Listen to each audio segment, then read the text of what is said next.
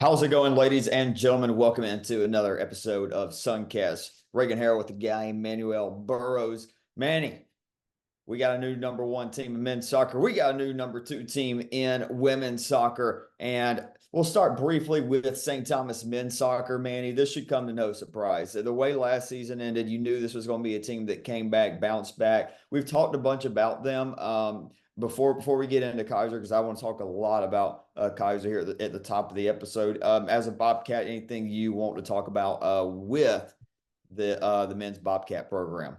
Not really. I think it's been the start you could ask for. Obviously, they had a chip on their shoulder. They start the year ranked in the top three. They move up to the top two, tied with another team, and then now hold sole possession of number one. I don't think you could ask for much more. I do think they're not sad, or I know they're not satisfied.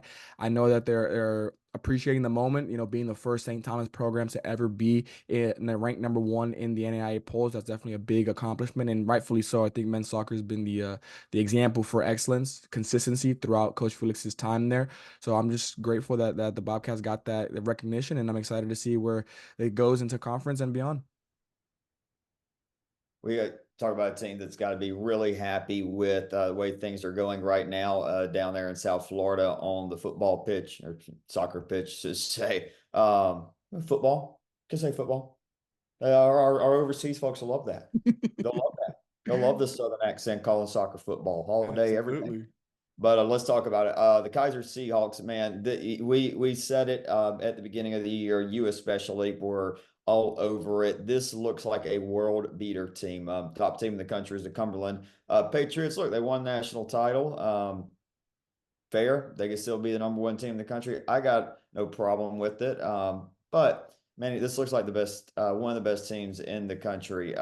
They have gotten a huge spark from Lauren Riley, who has continued her run at the top of the attack there for the Kaiser Seahawks, and it looks like she's taken even a bigger step up into this season. But who I have to mention in this a shutout, and then some big time saves, especially against William Carey late in that game in their 2-1 win over one of the better teams we've seen in the last few years of NAIA soccer. That last year William Carey team, Maud Ronette, the goalkeeper for the Kaiser Seahawks, 81% save percentage. Has got the shutout in Babson Park to start the year for Kaiser. And like I said, some big saves there and some big time matchups. But man, looking elsewhere on that team, they have gotten some sparks through some new faces. Lena Gronenberg has got a couple assists to her name, along with I've talked with Coach Dunn. This is one I've been saying a couple times, but we're gonna try it. Ian Ron Gunsendaughter, uh, I like it. Gunnarsdal. I I think think. I think she can appreciate the effort. So Okay, try. I'm we can do trying, that. man. We can do Trying my best. that. But of course, it's the reigning offensive player of the week, Lauren Riley. I hope to get her on the show on the next episode of Suncast. Reach out, try to get that going. But man, the Kaiser Seahawks, they look like a bounce back year, an understatement so far. No, absolutely. And after that second top three win that they had over the weekend, I wrote in my notes, they are the best team going to the Sun Conference playoff, Sun Conference regular season Right part of on. everybody's schedule. It's hands down. They are the clear cut favorites going into it. And the scariest part is they've given the feeling of they're not satisfied. This isn't what they wanted. It's great. It's awesome. They're number two in the nation, but they still want to prove that last year was a fluke through it all. They understand that they've done what they need to do in non-conference. They've I'm not going to say locked up, but they've pretty much put themselves in the driver's seat when it comes to the NAIA playoffs. And I know I'm kind of looking ahead there, but that's what they've done through non-conference. Now it's about them going to the conference where, if I'm being honest, obviously Kaiser gets their flowers. Me personally, I'm not just saying it because I'm a Bobcat. I think St. Thomas could possibly have an argument as being the number 2 or 3 team going into conference play, just because Southeastern and SCAD, while they have had some dominant wins, some big wins, I do think there is some level of concern, not panic button concern, but I do think a little bit of head tilting kind of games and here and there. I understand that those two teams are still going to be in the hunt for sure, but I do think the Seahawks hold that number one spot for me going into it. I think the Bobcats have kind of closed the gap at least between the other two teams in SCAD and Southeastern, who still, well, in SCAD's case, still ranked in the top 25. Southeastern did fall out of it and are now receiving votes along with St. Thomas. But I do think it's Kaiser, and those other three are kind of jockeying for that second position, in my opinion. Yeah, I don't have a problem with you putting St. Thomas too in the Sun Conference women's soccer power rankings at this point. Look, let's just call it what it is. SCAD, disappointing start to the year. They've got some things to figure out. Georgia Gwinnett, that's a team I really wanted to see. I mean, look, a positive result, sure, 1-1. Gwinnett tied it late. I think about 15 minutes left in the game. They tied it up, but man, it's just once again this team. This is supposed to be the team that propels to that next level. And meanwhile, you've got Kaiser, and they are the best team in the country outside of maybe Cumberland's at this point. Would be a phenomenal matchup there, but very early in the year, of course, Manny. But I do think this is we talked about the tiers of Sun Conference women's soccer coming in, and we've had three teams at the top. St. Thomas there right behind them. I think Kaiser right now is well off number one. It's like Georgia football. That's the number one team in the country. Period. And I think it's the same thing in the Sun Conference of women's soccer. Kaiser women's soccer is the top team, and then I think you can kind of throw the other three however you want to at 2, 3, and 4. And then there's a little bit of a dip off after that in the conference right now. No, absolutely. But, and I know you're going to enjoy this, that other team in Miami Gardens, they looking a little dangerous. They're looking dangerous. I want to see it in conference. That's Want to see, absolutely the next thing. yeah. Well, I got to see it against. Don't get me wrong. If they had this, if they were 2-1 and they were playing, and then it was against like the Tennessee Southerners, William Carey's, like Kaiser's done. Yeah, we're singing a different tune. I still want to see it. There is no doubt Coach Mark Young once again he is doing a phenomenal job. And it'll be interesting at Florida Memorial. To me, new athletic director. Florida Memorial's athletic director just took job D3 conference. I think MIAA, the D3 one, not the D2 one.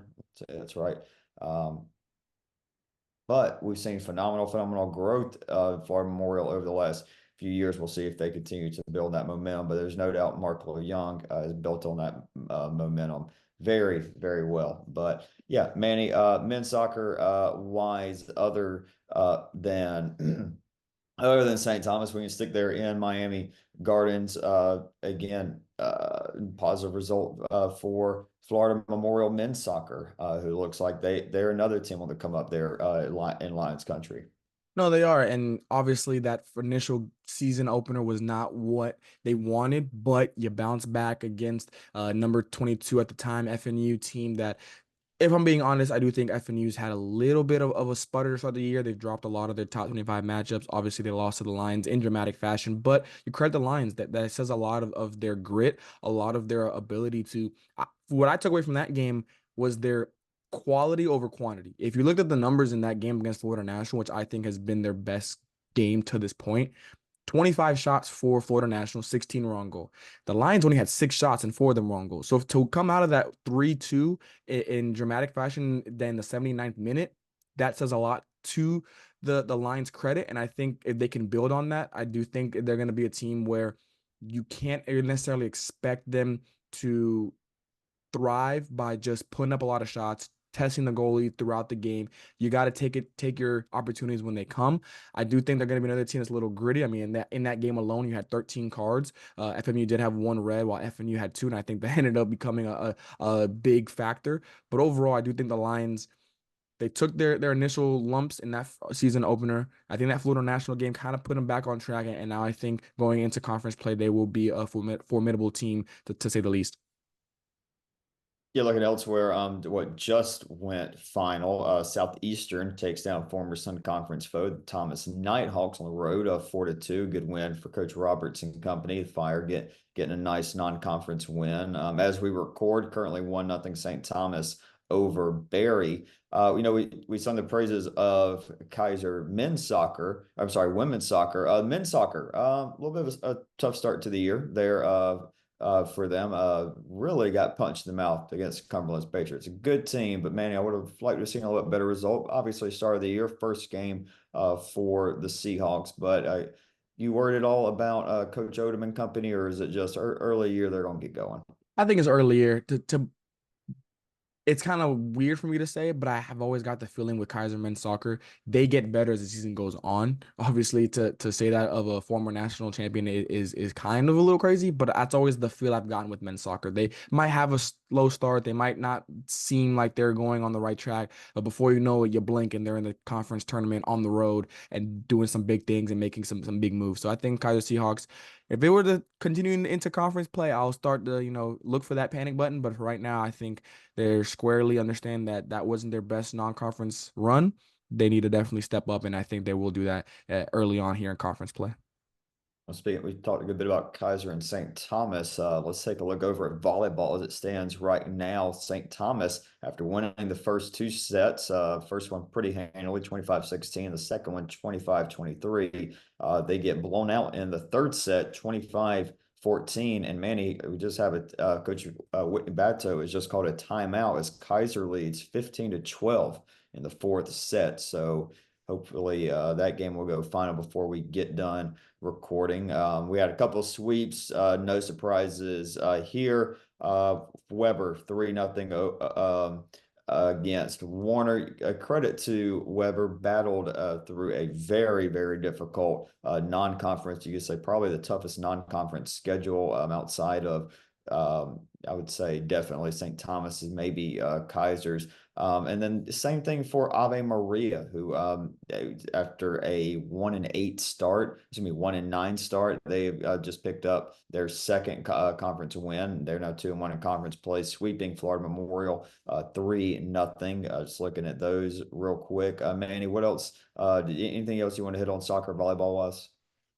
I think for volleyball, to be honest with you, this new college program, from what I'm hearing, they seem to be a team that we need to keep an eye on going through conference play here.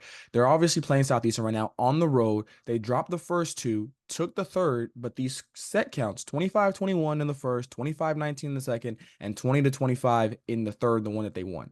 Right now it's 3-0 now, Southeastern to start the fourth set. So maybe the Fire are going to bring it home there, which would be a lot different. But if New College can force Southeastern, who's been up there when we talk about Sun Conference volleyball with St. Thomas, with Kaiser, if you can force them to a 5-set conference opener, or not in their case, in Southeastern is their second conference game of the season, but if you can force them to 5 sets on the road, I really think this new college team might be coming in and really shaking some things up when it comes to playoff time. I think, we had them necessarily like kind of one of those first teams out, kind of a team that could sneak in if they caught fire at the right time.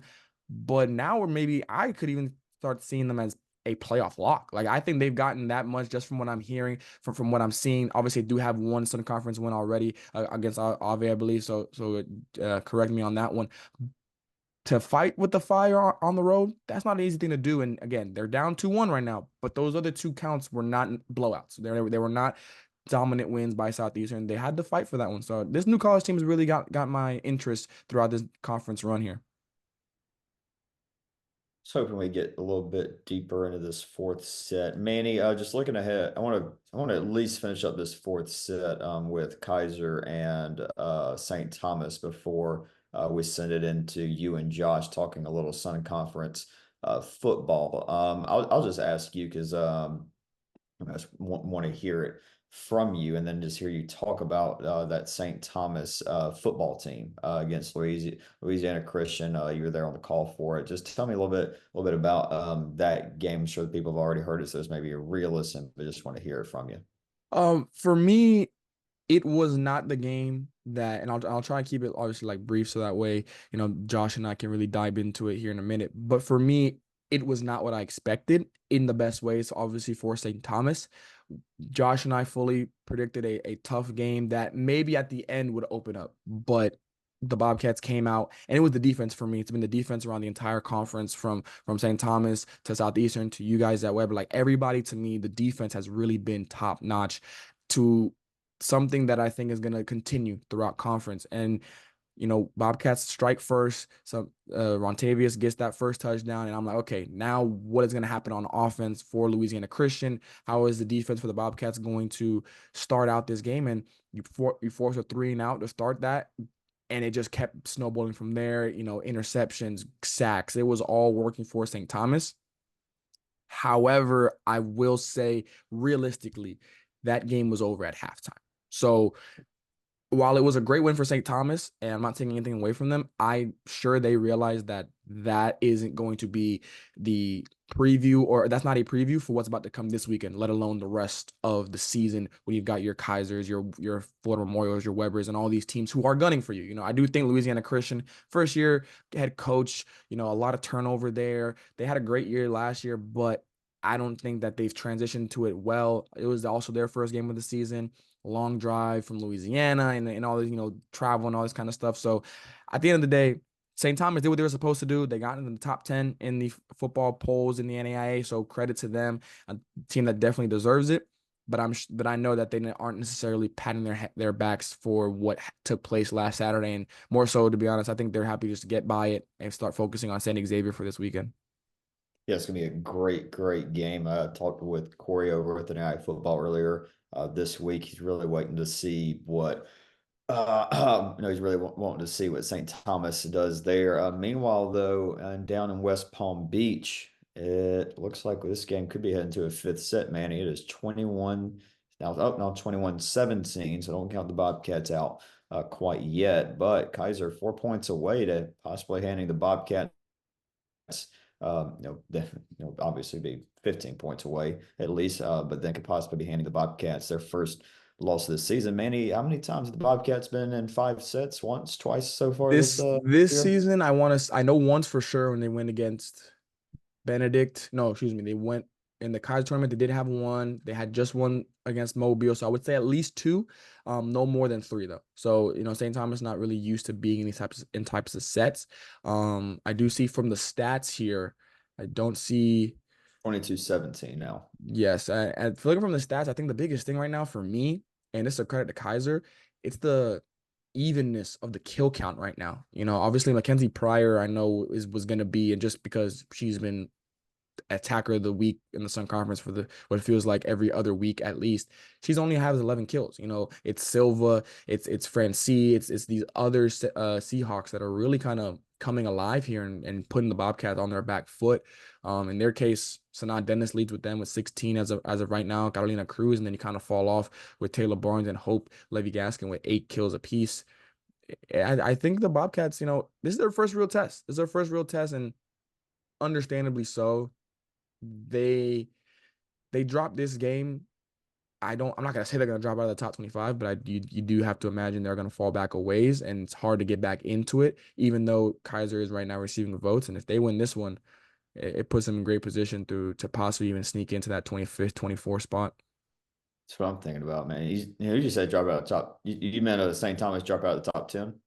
Yeah. I'm at top 10 because even though you lose this one, I don't think you can drop all the way out. That's a far nosedive of a drop. So yeah, I definitely meant top 10. No, I guess Um, a 2 team. I don't think that's going to happen. But I do yeah. think Kaiser's got a great chance of being ranked. I mean, if they can at least force a fifth set, you got to think they're up there. How about this matchup, man, with Hannah Heidi, Peyton Burtek? This is phenomenal. God. Burtek, heading in the late into the fourth set, Burtek's got 42 assists and 3 kills. Heidi's matched her with 3 kills.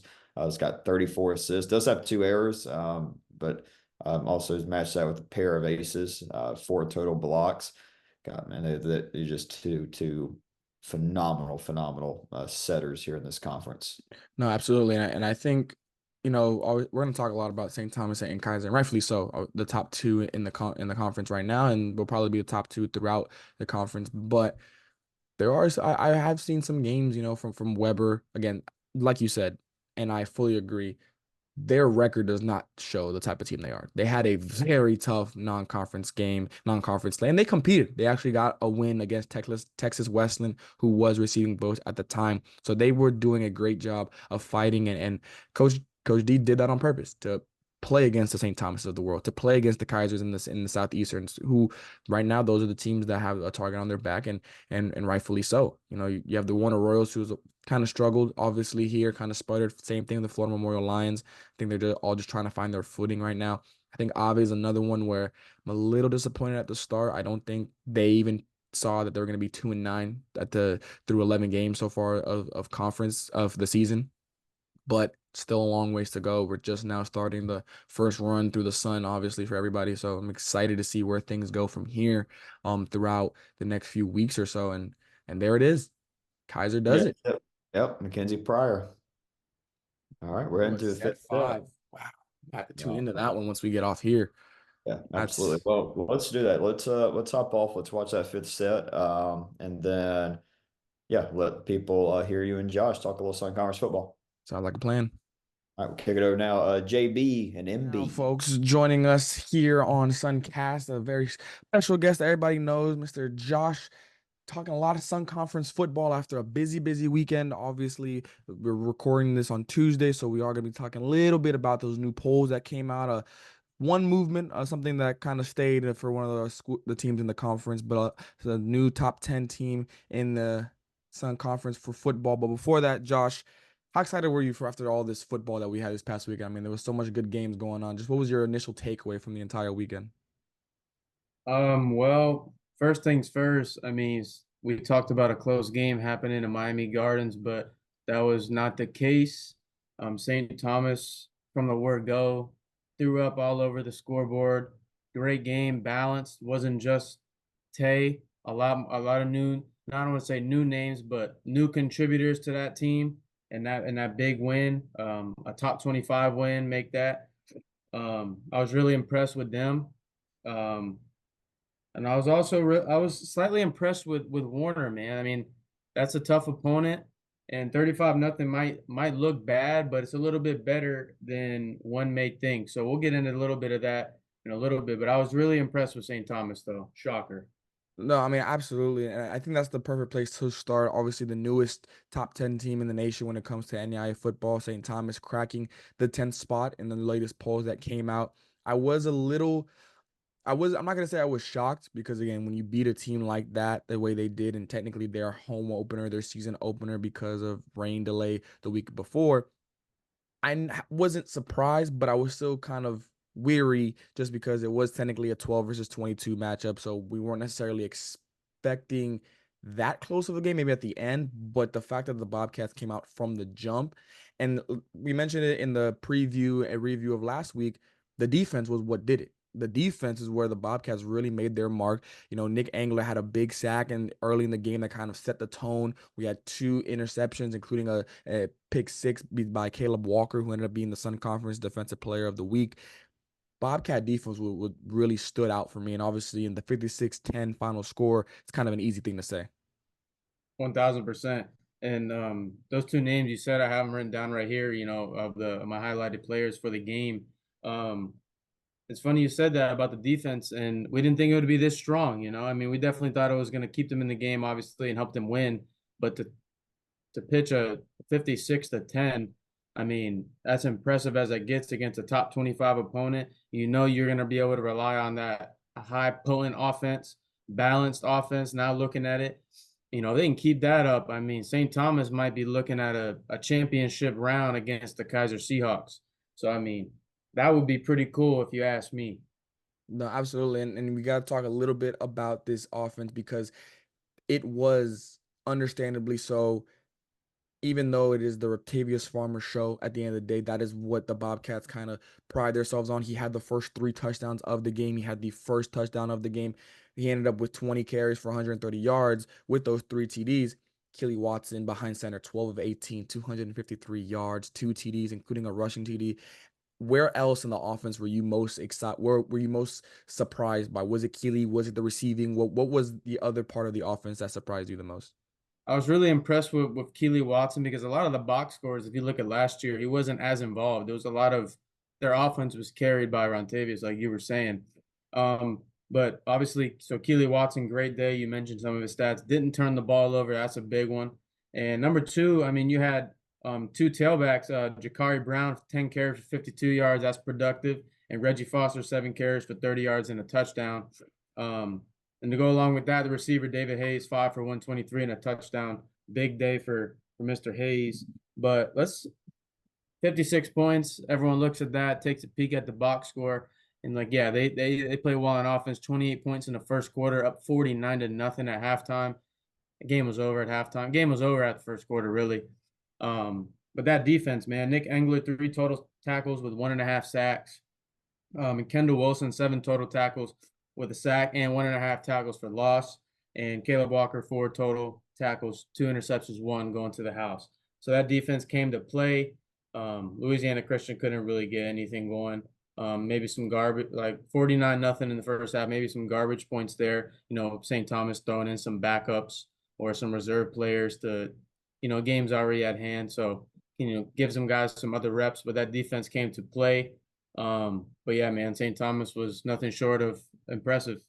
And again, we both, including Reagan, all three of us, we're unbiased on here. So even though I am singing the Bobcats praise, rightfully so, I'm not going to say that Louisiana Christian came out and gave the Bobcats the best showing. I mean, the game started with a kickoff after the first Bobcat touchdown, and the receiver for the Christian team, Louisiana Christian team, fumbled the ball into the end zone. Like, there was a lot of self mistakes that Louisiana Christian did make, and still credit to the Bobcats. You know, just because the other team makes those mistakes, you still have to capitalize on them, and that takes skill, that takes part of it, that takes mental toughness to not let your foot off the gas, like you mentioned, to go into the halftime with the commanding lead. So credit to the Bobcats and credit to what they did to start their season.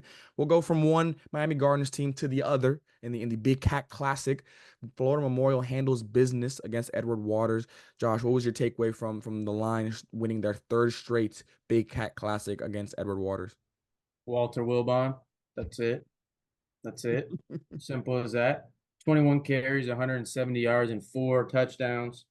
I mean, we had him on here on media day. Coach gave him praise. You know, he had a hard time giving himself praise. Big team guy, which is very impressive to see, you know, with such a standout star player. It's hard to see these days with, you know, with what's going on with all the NIL and all this and that. Everyone can kind of get self-consumed. And, you know, he's a very stand-up guy, talked really well. And, you know, it makes me happy that he went out there and had a great game. He deserves it, man. He's a great player. And he threw his team on his back and said, "Let's go, boys!" And great game. No, They made it absolutely. a little bit close in the second half. Edward Waters drew it a little bit close, but Walter Wilbon put the finishing touches with a 7-yard run with 2 minutes and 41 seconds left in the game. Game, set, match. But to go along with Walter, I mean, Marcus Barthel, the other tailback, 17 carries for 126 yards. Very impressive out of the other tailback. And they did mention that on media day. Coach, I mentioned, and Walter, that there's so many athletes on that team. And yeah, Walter might be the highlight most of the time. You know, maybe not always, but they have so many athletes on that team, you know, that can carry the ball with authority, speed, can get down the field. So it was very impressive to see two guys go for almost 300 yards. Oh, and No, almost 50 carries. and obviously, you know, we'll talk. This is just gonna be the recap from this past weekend, and there's no games. We just realized there's no games on Thursday for this week. So our next preview for football will be on Friday for the Saturday and weekend games. But I do find it interesting that even though they're not playing yet, I believe they're still a week before they play each other, to see both starting backs for the Lions and the Bobcats have really good days, pretty much within a 10-mile radius of each other, considering the Lions were at home and so were the Bobcats. I do think it sets up a nice little storyline there for when those two teams eventually do meet. But yeah, I agree. Walter Wilbon was the story for me. Saquon Smith, 11 for 20, 94 yards. I think he had a very good day. I think he had a good day sharing the ball through the air. He had 8 players with at least a reception that totaled for 94 yards throughout the receiving core. So I think that's a good job by him to make sure that his wide receivers are still getting involved, make sure that there's still a threat from the vertical pass. The defense, again, every Sun Conference team that's played, even the ones that have lost, you have seen some type of defensive awareness, defensive principle, and the Lions were no different. Kareem Roberts led with 8 tackles. You also had an interception by Devin X. The defense for the Sun Conference right now has me giddy for when these teams eventually do match up, whether it's a Southeastern versus a Bobcat, a Lions versus the Seahawks. Obviously, we've all anticipated the Seahawks versus the Bobcats. I think if the defense holds up, we're gonna see maybe some slower, grittier football games, but still exciting ones because you know that first downs are going to be hard to come by. Third down conversions are going to be hard to come by. Those big highlight plays are going to be hard to come by. So I really want to commend the entire conference right now that their defense has really surprised me in the best way possible and has gotten me very excited for the rest of the year. One thing to note is a lot of these teams, one of the difference makers on defense, they're forcing turnovers. So whenever you first turnover, that just changes momentum. That gives your defense, they get a turnover, your offense gets the ball back, they can rest, get ready for the next series.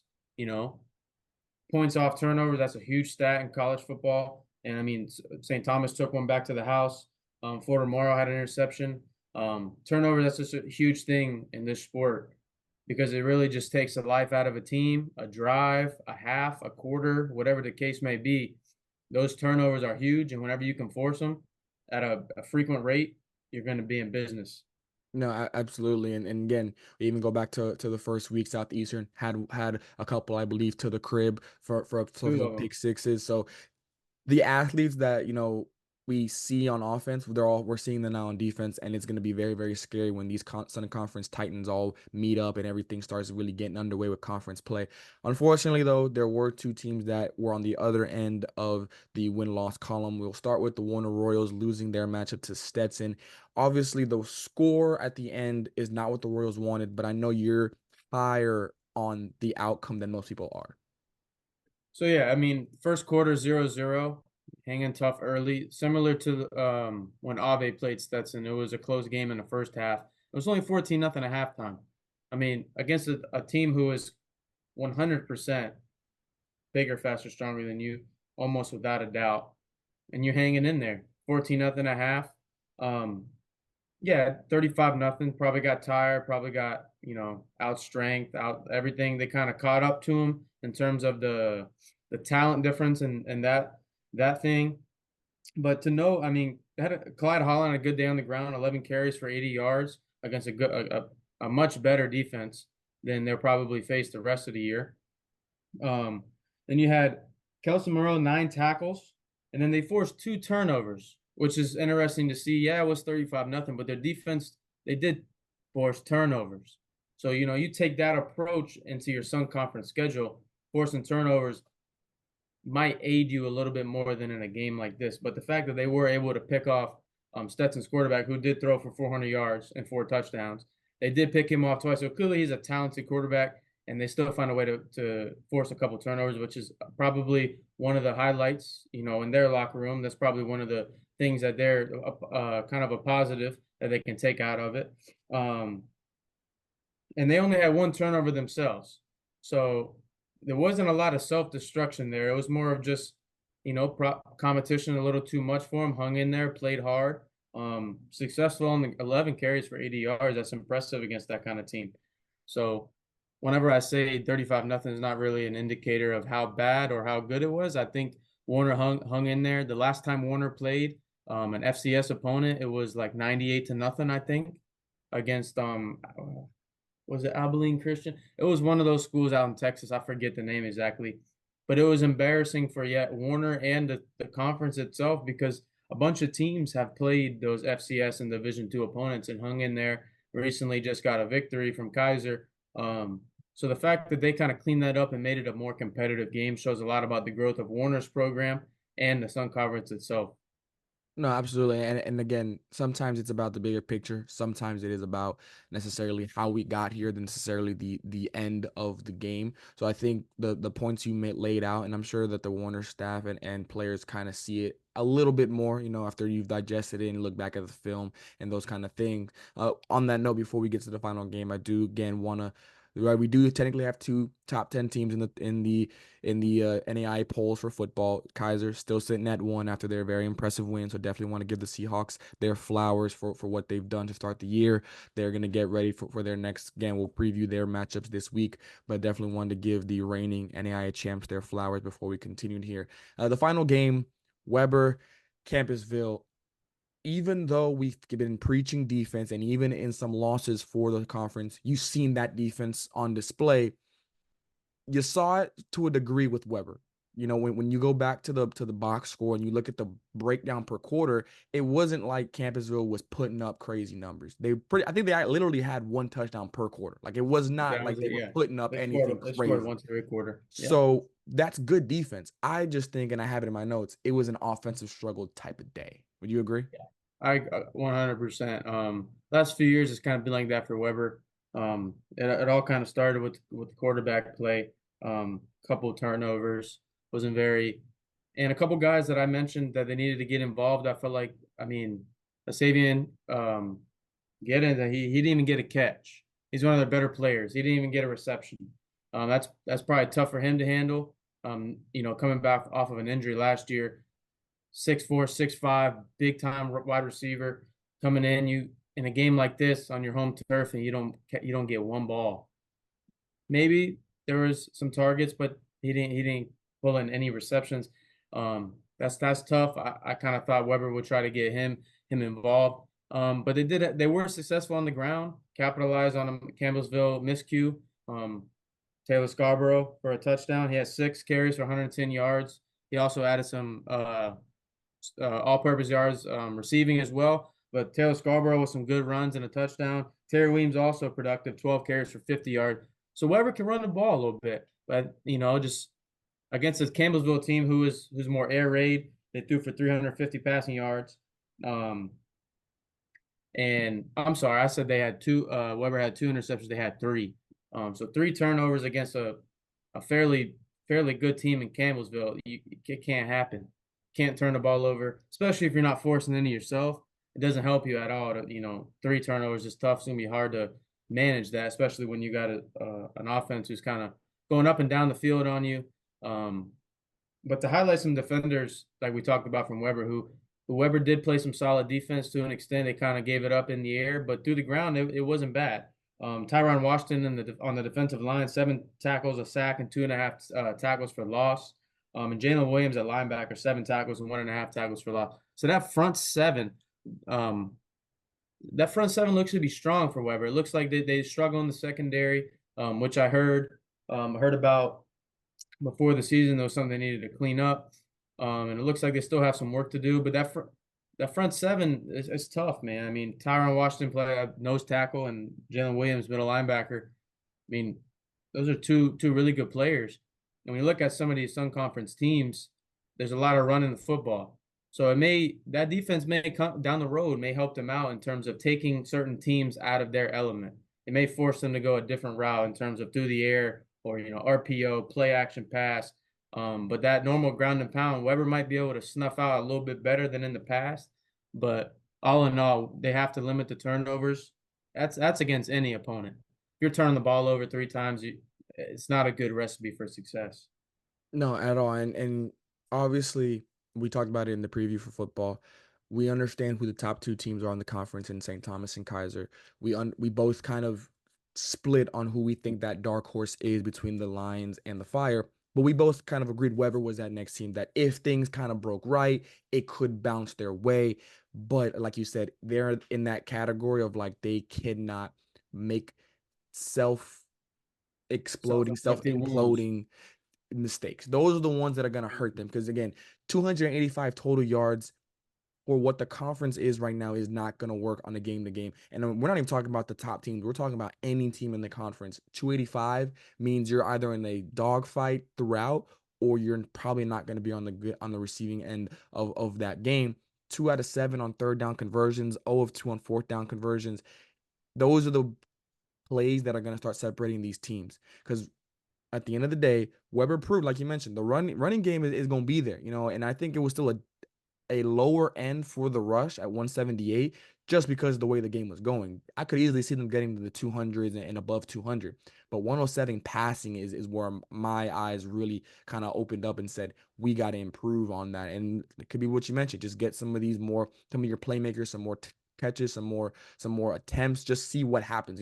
Eventually they will start falling. So I don't think 107 that's what they are. I think it definitely was a situation where they maybe, I don't want to say we're not prepared, but just weren't ready for that moment, that weekend. I think it was a wake-up call. I do think it was a wake-up call. You go from the University of Fort Lauderdale to Campbellsville, a much better team, a much more experienced team, just a better program overall. You're going to see these type of things. So to a degree, I'll give them a pass still early in the season, but you want to have this in the beginning of the year. You don't want to do this 2-3 weeks in, and now we're starting to figure things out. I do want to shout out 7 broken plays on the defensive side of things.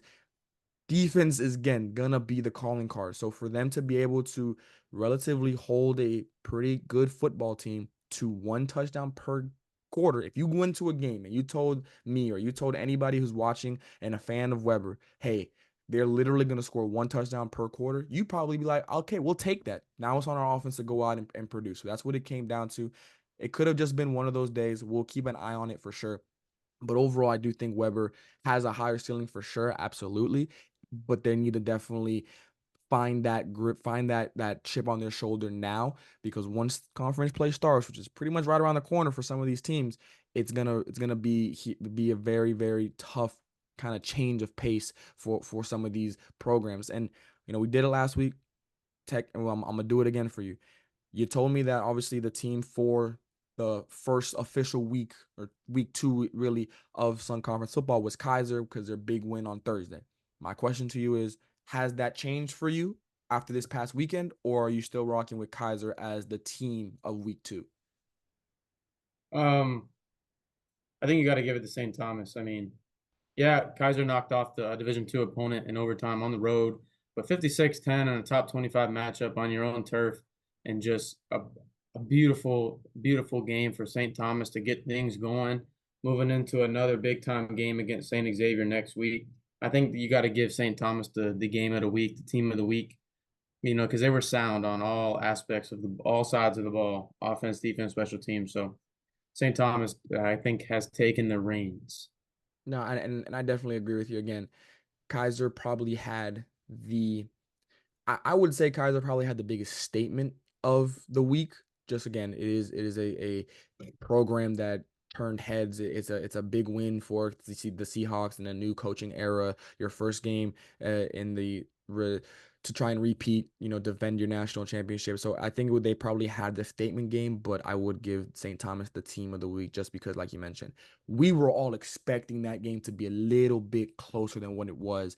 And maybe if it would have been closer in the first half and open up in the second half, we could have been like, okay, that's understandable. We kind of could have seen that. But for them to come out literally from the opening kick and put it on Louisiana Christian in a way that I was thoroughly surprised, thoroughly shocked, I do think St. Thomas is that one for sure. What on the last note for, now 2 weeks into Sun Conference football, aside from the defense, because I think we've definitely beaten that horse, or that people understand that now. What else are you seeing here now that you've seen pretty much every team, if I'm not mistaken, in the conference play? I think everybody's got at least one game now under their belt, whether it's a win or a loss. So what have you really kind of seen overall 2 weeks into the conference now? Up to this point, I potentially see some expanded competition in the league. So last year you kind of had the 2 top teams, and Florida Memorial kind of flirted with, with being competitive in the league. But I think you're going to see a little bit more competition kind of throughout. I think Warner's better.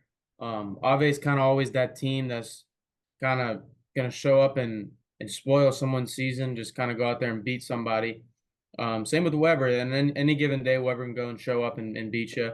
And you got Flomo and Southeastern, who are those 2 teams that are right on the cusp. I think they're right there. I think Kaiser and St. Thomas are like here, like 1. I think St. Thomas, Flomo are like 1B. I think they're like competitive, and if you put them in other conferences, they're very successful. But when you have 2 top 10 teams in the country atop your league, it's going to be tough. But I think Flomo and Southeastern are going to give those teams a little bit of a fit which is really good for the league and for NAI football in general. And Thomas, still a new school, kind of can't be too tough on those guys. They're still kind of getting into the whole football deal. It's only their second year as a program. They do have a very tough game next week against Bethel, and they played a good Bluefield team a week ago. Who, shout out, one of my childhood best friends plays quarterback for Bluefield, so that was cool to watch that a little bit. So yeah, man, I think it's just the added element of competition in the league that I think is going to be different this year than in the years past.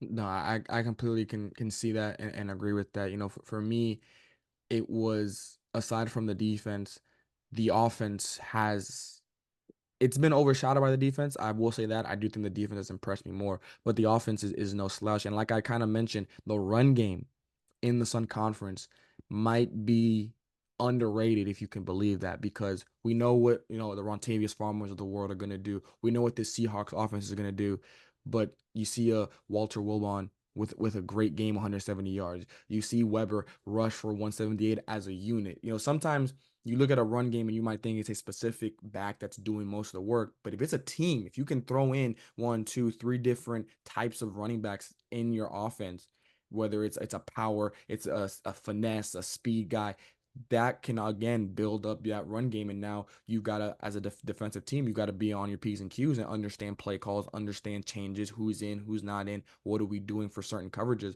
So I think that'd be my thing. The offense has been really, really good, but the run game specifically has really impressed me. And so I'm excited for it. Obviously, no games on Thursday, so we won't be doing any preview right now. We'll save that for Friday's episode. Give the people a little sneak peek. Is there a game that you're really excited for? And give me a quick 1-2 second thing about why you're excited for that game.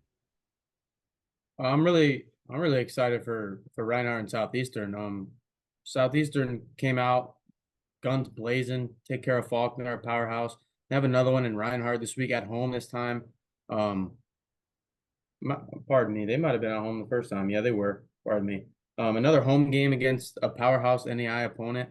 I think, you know, Southeastern has a lot to prove this year after kind of a down year, which we kind of talked about on media day with, you know, with their coach. They have such high expectations. So the way they played last year was, I don't want to call it unacceptable, just unlike them rather.